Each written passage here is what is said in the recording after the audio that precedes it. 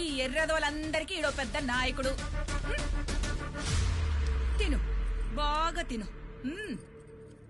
ఇంక పనే ఉంది, తినడం పడుకోవడమేగా నీ పని. అమ్మో అమ్మో, ఎన్నెన్ని ఆశలు చూపించావు.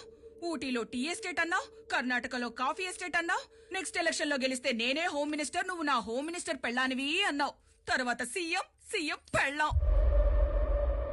ఏంట్రా, నువ్వు నన్ను సీఎం పెళ్ళాన్ని చేస్తావా?